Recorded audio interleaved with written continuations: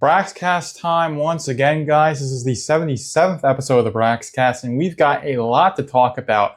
Not necessarily in recent news, since the big announcement this week in terms of collections is an Item Omnibus collection, which is launching on Monday, September 1st, which is Labor Day. So during that end of the Labor Day weekend, which is a really cool thing, although it's not going to be nothing really new. We're going to get a remastered version of Item 2 in that omnibus, along with the Rippaverse 1 through 3, years 1 through 3 collection omnibus. So when that collection launches, I'll be covering it next week. But we've got a lot of stuff to talk about, including the 4th issue of the Rippazine, an interview with Jay Brown later on. So be sure to watch until the end to have that really nice interview I did with Jay Brown.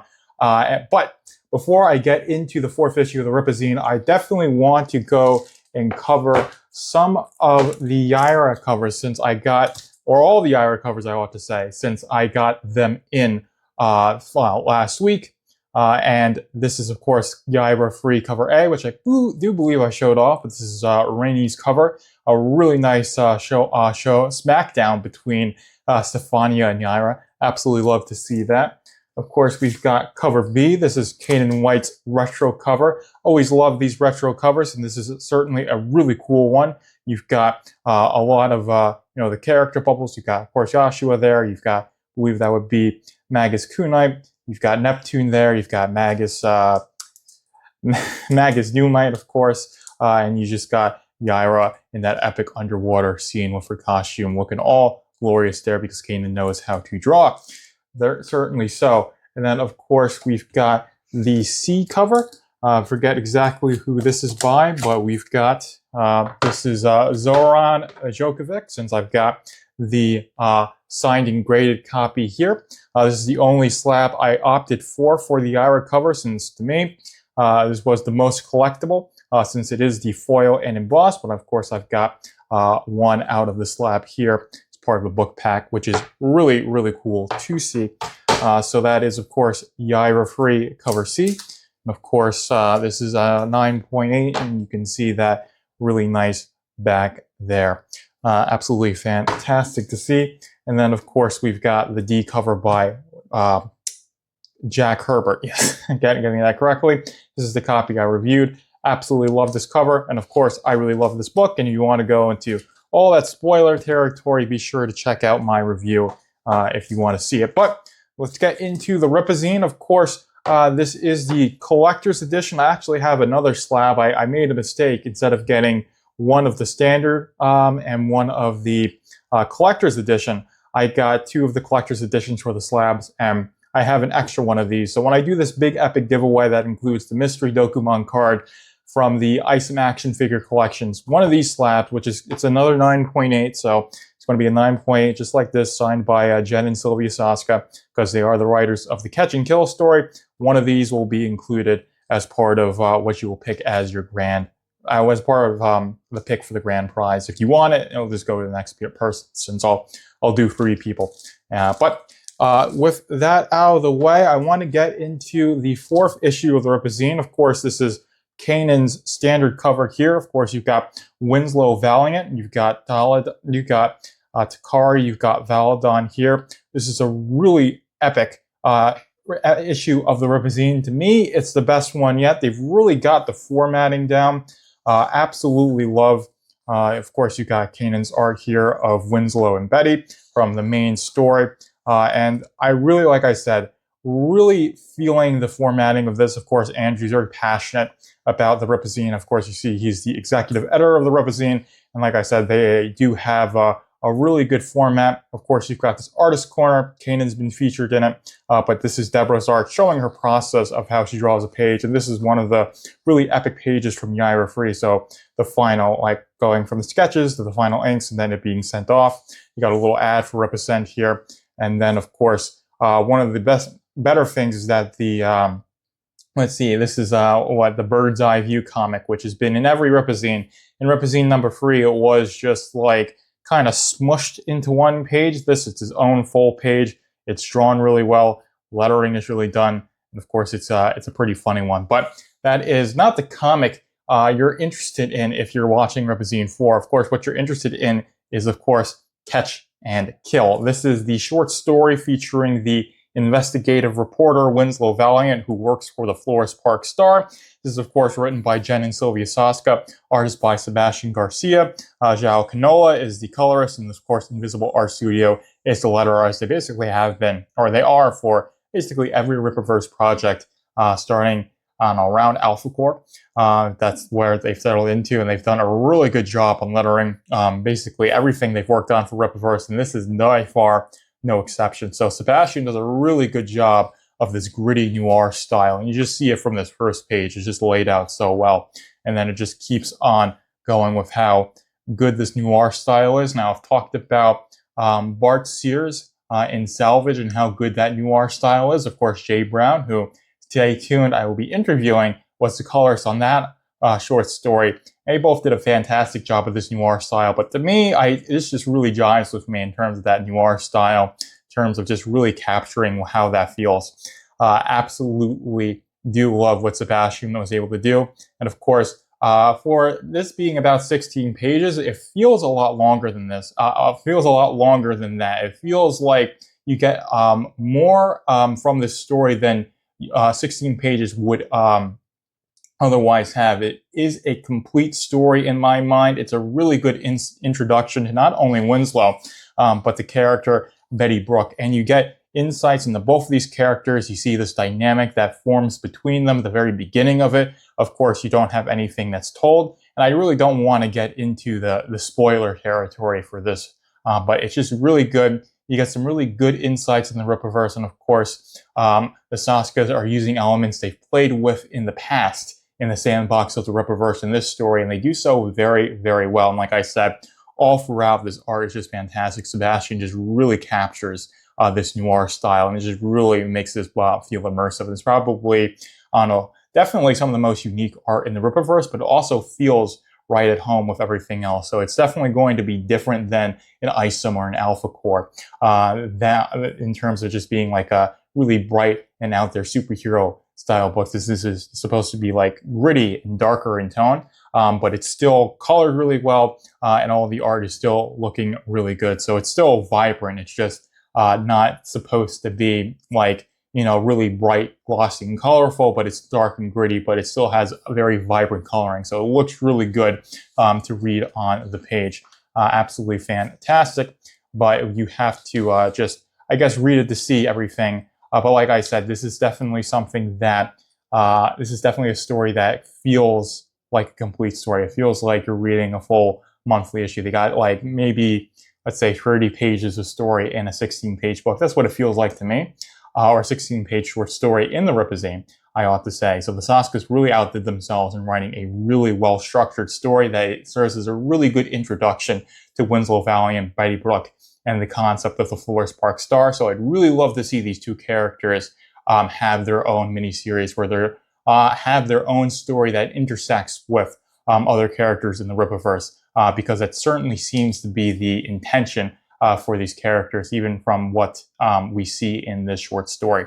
But Catch and Kill, really good. I think it's going to be, I think Andrew said it is going to be a sleeper hit. And I definitely think when you read it, you're going to want more of it. And I think it's definitely something that, again, I feel like I'm saying this about everything that comes out in the Rippazine, is that it's justified in having a mini-series. Of course, we know Search is getting that ongoing series. Salvage is getting his own graphic novel, and we still don't know about Dirty Deeds, but that most likely has been greenlit for something, and they're working on it, but we'll see. Next is a Saints and Sinners interview. So you've got Az, you've got Mahler, you've got Jay Freeprio, and you've got Critical Drinker talking about their process in terms of writing and in terms of writing for the Rippaverse, their backgrounds, and it is pretty insightful. Of course, this is one done by the Soskas, as the Soskas have basically done all these interviews with people, and it's a nice, informative little read. So definitely like that there. But the real interesting interview is Revolver Rick's interview with Norfolka. I think the best thing is that they mentioned being independent, and they also talk about music being ritual. So it's just definitely gives you some insights into the ethos of Norfolka. And also, I love the fact that this is taking place in Greater Florida, because if you look at the Norfolk campaign, or collection, I ought to say, you see there's a poster, and it's the Norfolk Southern Regional Tour, and most of those locations take place in Greater Florida or Texas, which of course is the southern United States, which of course, as we know, Great War separation is fractured into about like you've got Texas, you've got Bromhouse, you've got Greater Florida, you've got the United States, and then I forget exactly, the Midwest Alliance. Yes, if I'm remembering it correctly. But this is a really cool interview. This one page is pretty short, but I really like it. And of course, Revolver Rick's going to be doing another interview in Rippazine number 5. And I definitely like the format of this, and it's something that really ought to be kept in the Rippazine. And of course, you've got Lillian's Hot Tea. You've got Michael's Gentleman's Tips. Of course, instead of these being 2 pages, you've just got like the background drawing for these characters, and then you've got these 2. Of course, I do like the idea of the character of Michael, control your lust and go to bed on time. Of course, I just got off of working nights, and I'm getting back to sleeping at a normal time, but it's really nice to go to bed early and wake up early. It makes you much more of a productive person. And then, of course, Lillian is quite the gossip, and she does have some pretty good insights. So definitely like the format of this. This does allow them to have more pages for other things, because when I've talked to Andrew about the Rippazine, they can only do 50 pages or so if they want to keep it at the $8 price point.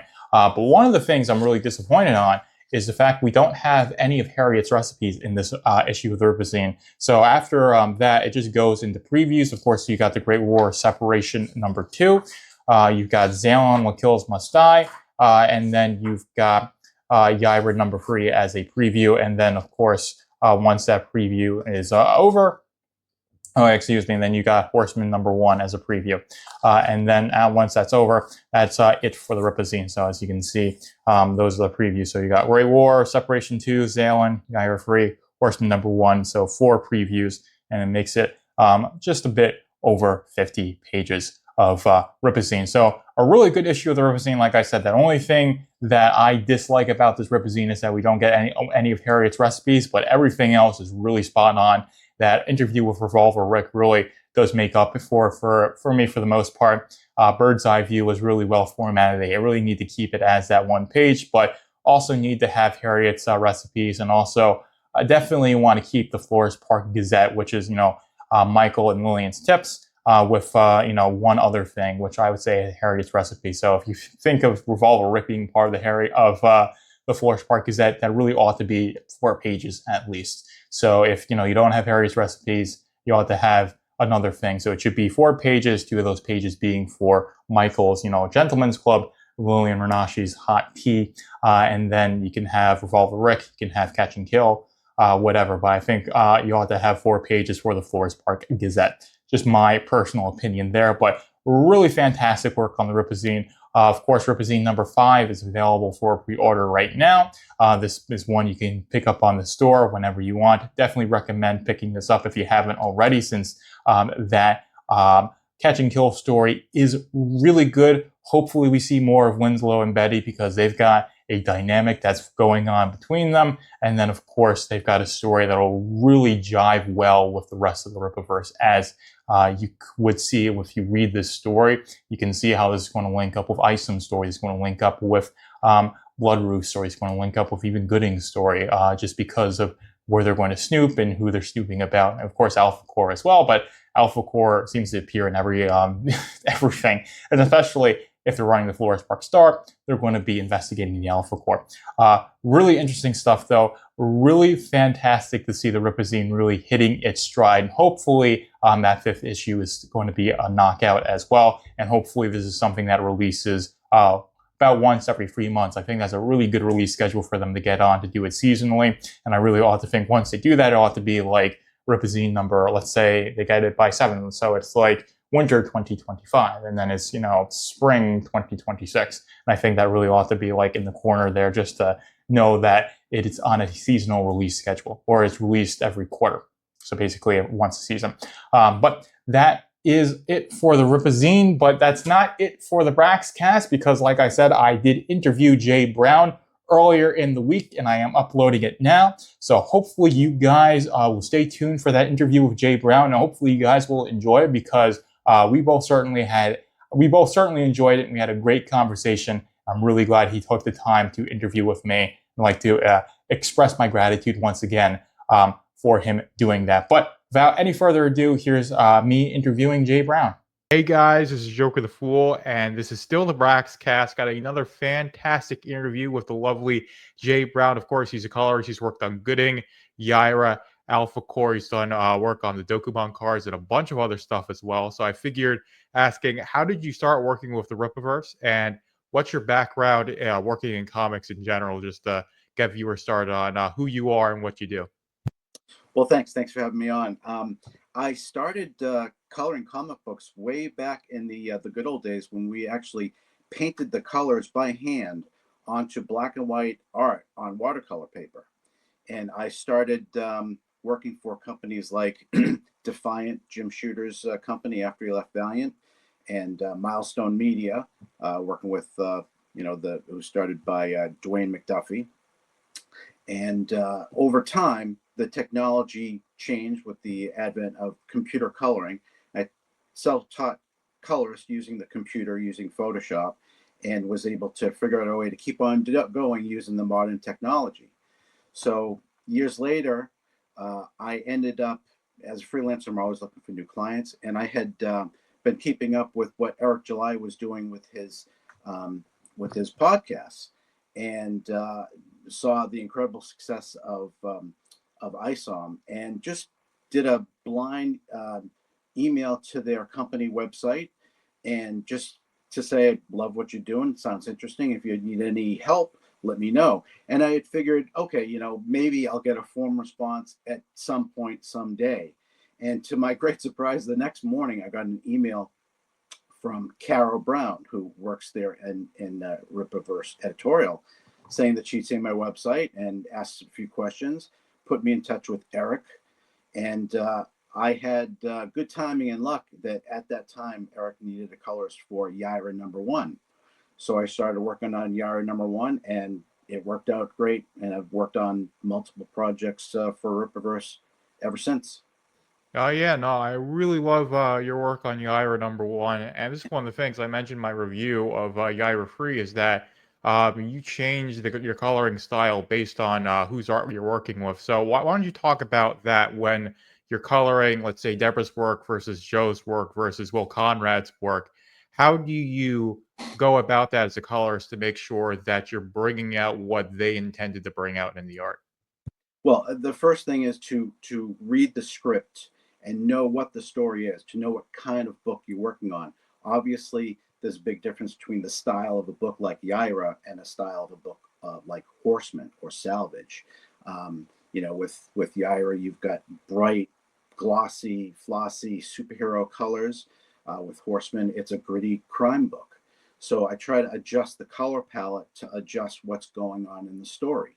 And go with moodier, more blues, lots of nighttime colors for Horseman. But with Yaira, I mean, I'm coloring gods and goddesses, so I try to make sure that whatever I do with the color, it's always part of telling the story. That's the most important part of being a colorist, not to use the newest filter or great computer tricks, but to make sure that you're being part of the team, to make sure that the story is told in the way that the artists and the writers intend. Yeah, no, that's fantastic. And you said you were coloring back in the old days when, you were doing it like physical. So what's the difference between that and using modern Photoshop? Because I don't really have any experience with like the creative side of comics. That's something I want to get into, God willing. But I'm 27, so this is all like way before my time. So like, what's that experience? And then I guess you can go into how is working with the Rippaverse different than companies you worked with in the past? Well, the difference between using the traditional media with paints and brushes and computer technology is flexibility. When I would paint a page of something like Warriors of Plasm for Defiant or Hardware or Icon for Milestone Media, I would have the enjoyment of painting using brush strokes and blending colors, and what you see is what you got, and you got the sort of hand tooled aspect of ink and color meeting paper. With computer coloring, I have the ability to go back and fix things in multiple ways. I can decide to completely start over, or go back 5 steps to change something. There are obviously more technical things like filters and brushes that allow you to have lots of different textures. But no question, computer coloring can be faster and give you a lot more options. But some people love just that hand painted feel. That the old days was the 90s. So and working with the Rippaverse, it's just I'm a sucker for new universes. I was in on the ground floor of the Defiant universe, Milestone Media. I worked for the 2099 books for Marvel back in the day. These are the old days of the 90s, by the way. And to be part of a new universe like the Rippaverse, gotten to play in this incredible sandbox where it's Yaira and Horseman and Gooding and Salvage and more titles to come. So I'm able to sort of like have lots of range of characters to play with, and that's fun. Yeah, no, you've worked on a wide variety. I mean, you've worked on Gooding. That's a lot different than Horseman. That's a Sure. lot different from Alpha Core. It's a lot different from Yairo. But I've reviewed all those books. Absolutely fantastic stuff. So, of what books that you've worked on, what's been your favorite so far in terms of just, I guess not just in terms of coloring, but like as a reader, like what's your favorite book that you've worked on that appeals to you the most? Well, right now, Horseman is my favorite because it's got such a great combination of writing talent and art talent with the legendary Chuck Dixon is the writer of this book, and with Joe Bennett doing the art. He's just an amazing talent as well. So I get to work on high quality stuff, both in writing um, and in the art. But you know, I had the opportunity to work with. I mean, talk about going back to the '90s. Bart Sears drawing Salvage. I got to work on Bart Sears' art. That was a great thrill because I've admired his stuff way back to the Valiant days where he did Exo Manowar. So I get to work with a great range of talent and different types of artists and writers. So, Yeah. but right now, Horseman, I'm having a blast on Yeah, Horseman. that Really I am. could imagine. I mean, that number one was a really good issue, and I'm excited with number two. I know you're the colorist for Alpha Core number two, and you're making good progress on that. Are you also coloring the full length graphic novel for Lethal Force, or are you NDA on that? Well, I'm on NDA for most things, um, but yeah, the great thing about working with Rippaverse is they've always got a new project upcoming. They're always expanding their market and expanding their line. So NDA for upcoming things, but I'm sure with Yaira being a hit, with Horseman being a hit, I have no doubt there'll be more of those titles coming, and I'll be glad to work on them. Oh yeah, no, that's fantastic. So I guess of the characters of the Rippaverse, what's your favorite? Are you going to say Horseman? Are you going to say Brian Solari? Because when I interviewed Chuck Dixon, I think he said Brian Solari was his favorite character, and of course my favorite character is Braxwell. So who's your favorite character of the Rippaverse from what you've read so far? Right now, it's Hector because we're sort of like we're in Hector's development as who he wants to be. Is he going to rip off drug dealers, or is he going to be a hero? Um, Figuring out how to balance keeping his secret from his family, which he's doing a lousy job so far, but keeping his secret from his family, but wanting to sort of help them as well. So I'm interested to see how Hector develops, especially with the new cast members coming in on issue number 1 and 2. But yeah, and also I don't know what the Soskas have in mind for Yaira. I mean, talk about a rich history of a character and going back 1,000+ years. I don't know what they're going to pull up next. I mean, the cast of characters keeps on growing exponentially, and Yeah. they're wild too. Yeah, I mean that third issue of Yaira, that was a lot of stuff about her character that was revealed, and that feels like I guess pun intended, tip of the iceberg for her character. So why don't you break down the general process of working on a Rippaverse book from your perspective? So of course, the script comes in, it gets drawn, and then the pages come to you. So why don't you talk about your stage in that process? Of when it comes to you and then how it gets finished and goes to print from your perspective and what you know, and of course, what you're at liberty to say. Sure. Well, again, the first thing is reading the script and knowing what's coming in the storyline of the book, and then matching the colors to what's going to be happening story wise. The great thing about Rippaverse is you have time to work. You are not rushed. They work far out on the schedule, so I've never felt that dreaded deadline of doom that forced me to maybe cut corners or rush pages. Right from the beginning, Eric asked me, how much time do you need to do this or that? And I know with companies like Marvel and DC, with that sort of meat grinder of monthly books, um, I was in it too back in the Marvel days. Just you'd have a book dropped on you on Friday, and they would expect it all to be done on Monday. You can't do. It's difficult to do your best quality work that way. But with Rippaverse, I have all the time I need. I'm given a lot of freedom to do what I do. There's an editorial process where people are looking it over and making sure that they know what's going on. And then I upload pages as I finish them, submit them for review. Thankfully, there are very few corrections.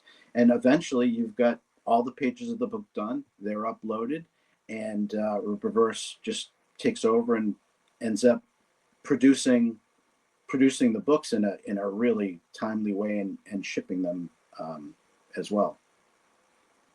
Yeah, no, fantastic. So I guess that's good with the process, and that's one of the things that has been a criticism of the Rippaverse has been like they rush books, and that's how they finish books so quickly. But you're saying the opposite is that they give the artist ample time to do good work. And Absolutely. yeah, from everything I've seen all the books, all the art looks fantastic. Of course, all the color work is fantastic. Not just what you've done, but Zalen that was colored by believe Marcos Martins. He did a Correct. fantastic job on that. It's Yep. probably some of the best color work I've seen out of the Rippaverse. No offense to you, but just the like the scenes he was working with. He had such a good like palette choice and just knocked it out of the park with that one. But of course, like reading Yaira, it's just got such this like really like you said this glossy superhero style, and then Horseman's got that grittiness about it, and so does Alpha Core as well. So you've got a really good command on what works for what different characters, and that's why I love it when you're coloring books because you just have this really good understanding of what Thank what works and what doesn't work. So I guess I think I've hit on everything I've wanted to. This has been like a really quick interview, but it's not like typically how I want to do things. But what's the takeaway you want people to have with the Rippaverse in terms of just like being fans and of course like from the creative side, like what's the like the best thing about working with the Rippaverse from your perspective? Of course, what's the best thing about being a fan of the Rippaverse? Because I'm assuming you are one. Oh, yeah. You know, I'm a yeah, reader as well. yeah, exactly. So, like from your perspective as a reader and a creative working in the Rippaverse, like what's the best takeaway you have? This is a new universe, and we're watching it develop over the last 3+ years, and it's going in just every direction of the comic genre you can find. You've got action adventure, you've got crime vigilante, you've got superhero, you've got noir style detective stuff. I mean, who knows what they're going to do next? This is and Eric, as leader, is obviously bringing to life some of his favorite genres and favorite ideas. So you could get just about with Rippaverse, you could get just about any style of book you're looking for that is your favorite. But also with Rippazine, for an example, you get to try out maybe different titles that you wouldn't have normally tried. So, and you can see that they're expanding what they do. They're not just in one sort of niche of we just do superheroes, we just do mainstream sort of popular stuff. It seems to me that they're always experimenting with new titles, and what I like is that you can try out different things, and you're not the Rippaverse does not seem to be limited to any one particular style of book. Yeah, no, I definitely noticed that as well, especially the Rippazine having a 16-page short story. That can be basically anything. And of course, Salvage, what you worked on, was a big departure from what we had known beforehand. And it worked out really well. That was a really good story. Of course, I love working on Yeah, that. Bart did Bart a Pierce is fantastic job such a on that. yeah. Like, just as that book started getting interesting, or that story, it cuts off. So I'm really glad we're getting Lethal Force, and hopefully you're working on the color as the colorist on that book. Of course, you're not at liberty to say that, so I'm not gonna try and pry that out I don't out of want you. NDA Andrew Yeah, coming after exactly. me. You watches these, so I'm not gonna try and get to NDA you and get you in trouble. But really cool that we're getting more salvage. And the thing is, you can put that story out there and you can just experiment with that. And I think that's the case. Something like Dirty Deeds, Catch and Kill is in Rippazine 4, and that's fulfilling. And that should be the episode that this is on, where I'll be talking about Rippazine 4 since I'm getting it this week. But anyways, really fantastic stuff. Anything else you'd like to talk about with the fans? I think I covered everything that I could possibly think of. No, I keep on reading, keep on participating with Rippaverse. My website is jbrowncolors.com. You can see some of the stuff I've done in the past. I did 13 years on GI Joe comics back in the day as well for IDW. But you get a little sense of what my past history has been. But keep an eye on Rippaverse, because they've got new books and new projects coming out. Just it seems like every month. Yeah, yeah, no, it's a really crazy release schedule, and that's why I started doing Braxcast, is because I knew they would just keep on releasing stuff, and like someone like as a fan just to cover it and talk about it is a really cool thing, and I've built a community around that. But anyways, thank you so much for your time. This has been a really cool conversation for me. Hopefully the fans enjoyed as well. But that is all I have. So thank you so much again. But Okay, we are out guys, of here. hopefully you enjoyed that interview with Jay Brown, but that's everything I have for the Raxcast. Be sure to subscribe if you want to see more. Follow me on Twitter if you're watching this on Twitter or wherever else. I'll be doing Braxcast every week, as I have been. I do the live streams every 7 p.m. Fridays on 7 p.m. Eastern on Fridays. Braxcast Live is always a lot of fun. Always got a lot of stuff to talk about for the most part, so be sure to stay tuned with the Braxcast, and I'll be talking about it all. But that's all I have for you guys this week. Hopefully you guys enjoy this one, but Joker is out. Thank you for tuning in to the Braxcast. Be sure to like, comment, follow, and subscribe to keep up with the Rippaverse.